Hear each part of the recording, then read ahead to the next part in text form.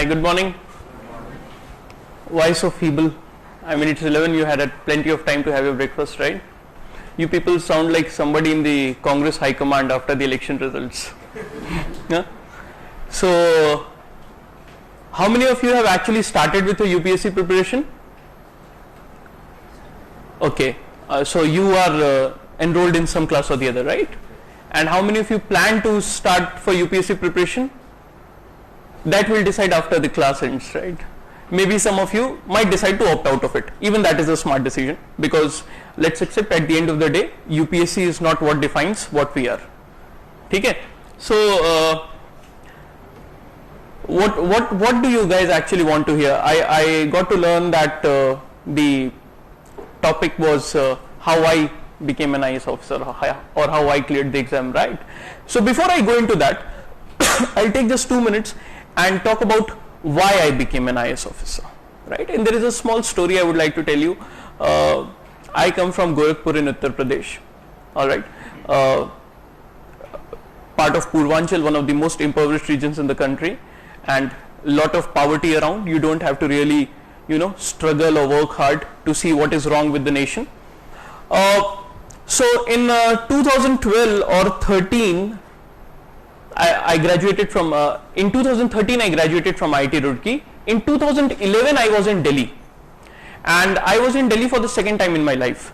The first time that I was in Delhi, I was around 5 to 6 years old. So this was the one time when I could actually see Delhi and observe things for myself. So my friends told me that everybody who comes to Delhi goes to this one place and it's like a ritual. So I first thought he was talking about the Indian Parliament, that let's go and see the Indian Parliament. Then he later told me no, it's not Indian Parliament, it's Connaught Place. So let's go to Connaught Place. So I went to Connaught Place, and I saw people coming out with 5 shopping bags in this hand, 5 shopping bags in the other. So, and I saw a lot of glitz and glamour, so I knew that Delhi was a big shot place. Delhi was not Gorakhpur.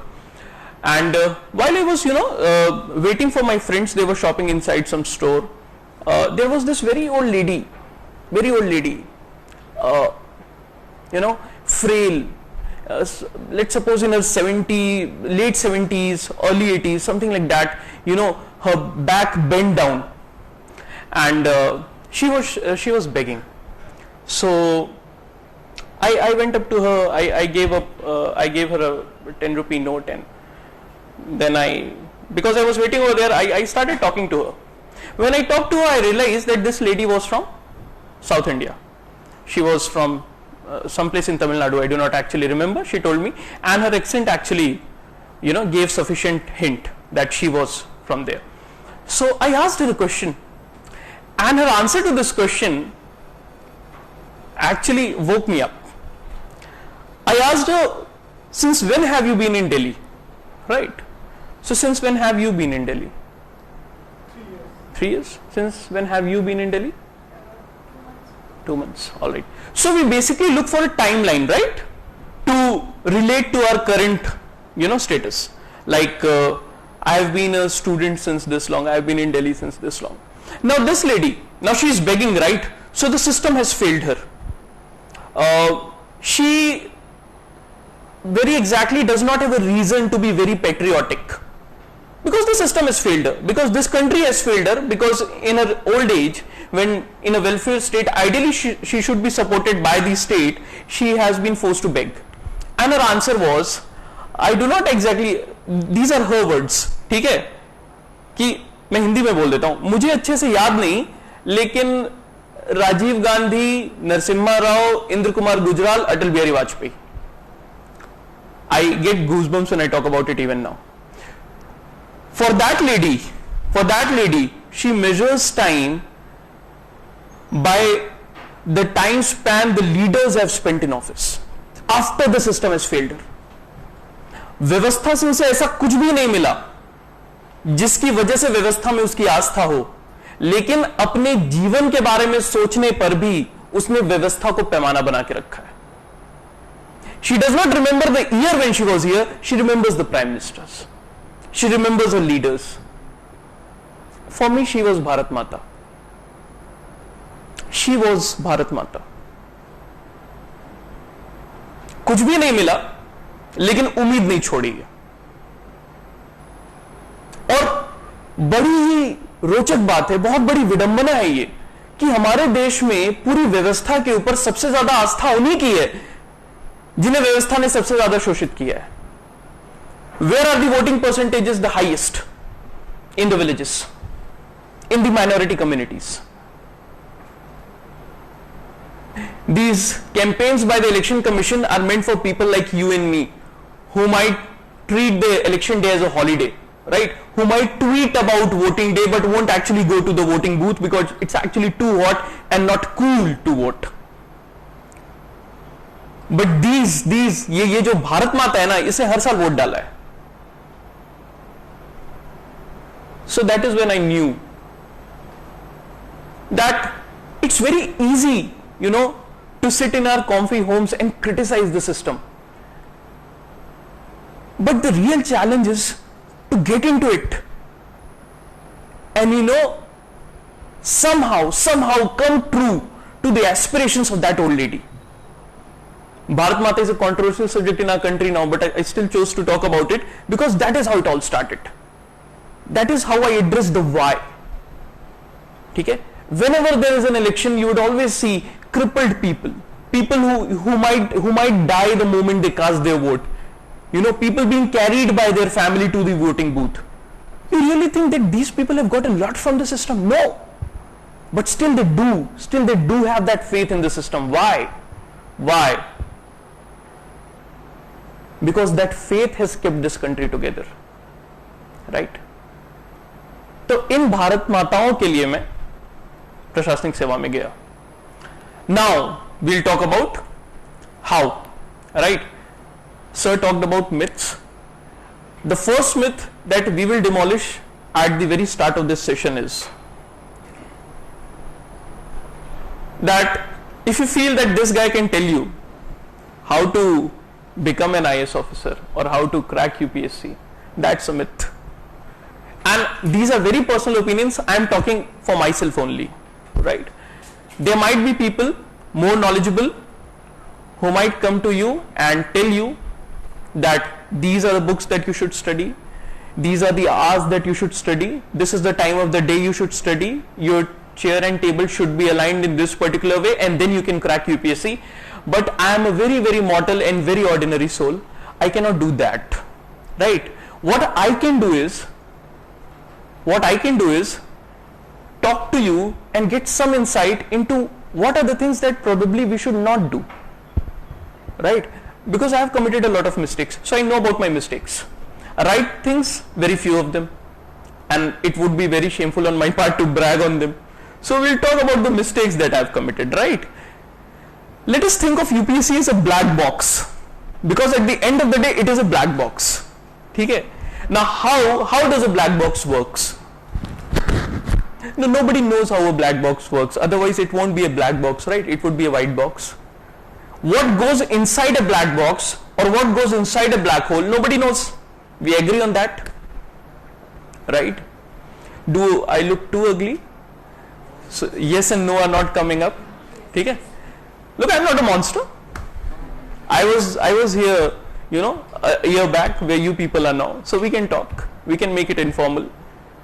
And don't worry, this is not being recorded. I hope not. It is such a... Okay, fine. So the thing is, nobody knows what goes inside a black box, right? So how do we actually tackle a black box when we get one? How do we do that? You don't know what are the processes going inside, because think of it as a machine. If we have a machine and we know how it works, then we can give certain inputs into the machine, and the machine would give us the outputs as per the inputs that we fed into the machine. That is how a machine works. But we do not know how this bloody machine works. This machine cranks up and works in random ways. It runs even when the power is not switched on. That is the kind of machine that UPSC is. So what we can do is, and the only option that we have is that we put all into this machine, everything that we have got into the machine, and hope that something works, right? So good. So the thing is that we'll be like Sherlock Holmes today. Sherlock Holmes is a famous detective character written by Arthur Conan Doyle, right? BBC had a mini series on it last year. Because you people are so silent, so I'll assume that you know nothing. Okay? Are we talking to a class full of Jon Snows? No, we are not. Jon Snow is again a character in a popular Game of Thrones. Very good. Open up, open up. It has to be a two-way dialogue. Alright, I am not too qualified for a monologue over here.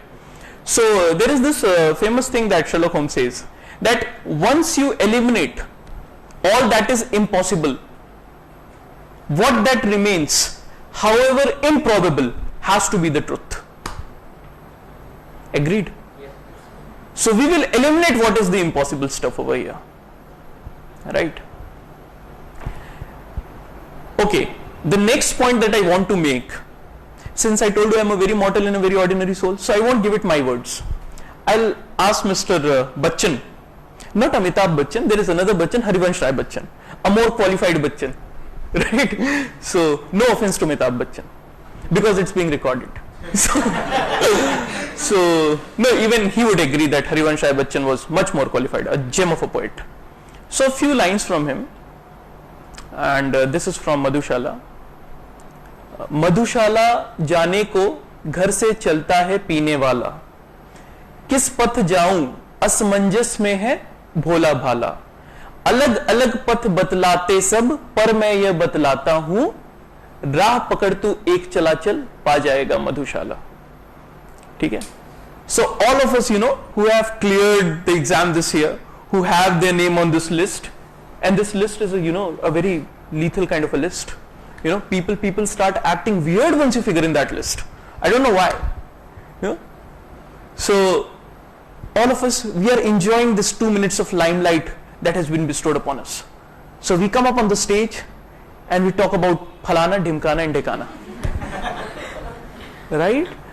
But please realize that at the end of the day, it has to be you and you alone who would devise a strategy for yourself to crack this exam. And trust me, that is the biggest challenge. But when we came into this exam, we knew that it was going to be tough and challenging. We never knew it was going to be easy, right? ये सफर नहीं आसान. Eliminate the ishq part, right? ये सफर नहीं आसान, आग का दरिया है और तो तैर के जाना है. मैं वही बोल रहा हूं. देखो अभी तैयारी शुरू हुई नहीं और आप सोच रहे हो कि आपको एक लाइफ बोट मिल जाए, लेकिन मजा ही डूबने में है. आप डूबोगे नहीं तो पता कैसे चलेगा कि समंदर के नीचे मोतियां कौन सी हैं? ऊपर तो बस ये पत्ते और घास फूस मिलेंगे आपको, आप तैर के जाओ. मोती तो अंदर ही मिलेगा भाई साहब, और मोती के लिए डूबना पड़ेगा. तो आए क्यों हो यहां अगर डूबना नहीं है? डूबने तो आए. यही बोलकर तो पिताजी से इजाजत ली थी. पिताजी ने बोला था ठीक है बेटा अच्छे से डूबना. ठीक है. The day you can figure out a strategy for yourself, sooner or later you would clear the exam. Everything else around you, ठीक है, be people like me who would come and give up my mind to you, or this place where you would study. Everything is a support system revolving around you, and ultimately you have to crack the code. And isn't it obvious that if you want to administer a district tomorrow, at least you can figure out the books for yourself today. नहीं तो कल को आपके जिले में दंगे होंगे, आप कोचिंग वाले टीचर को फोन करेंगे या सीनियर को फोन करेंगे या मुझे फोन करेंगे कि आपके कहने पर हम जिलाधिकारी तो बन गए, अब ये बताइए यहाँ पे बाहर लोग पथराव कर रहे हैं, हम क्या करें? हम बोलेंगे सबसे पहले तो आप फोन रख दीजिए, क्योंकि होगा तभी कुछ. ठीक है? तो you have to devise a strategy for yourself, right? For example, people often ask me and I give the same reply. How many hours? How many hours of what? How many hours? How many hours do I need to study so I can become an IAS officer? I mean that is not humanly possible, trust me. Or maybe again I am very ordinary so I could never do it. 10 to 12 is not possible. And it's actually injurious to your health. You can actually smoke a cigarette and expect to live longer rather than study 10 to 12 hours. How can anybody do that? It's taxing. It's very taxing. I tell you, the best that I've been able to give is around 7. ठीक है? And when you, maybe I'll tell you why people say 10 to 12, right? They study for some time, they go and munch out something, then they watch a TV series and they count all this stuff. Otherwise it's not possible. And that should not be counted. You have to be ethical during your preparation, right?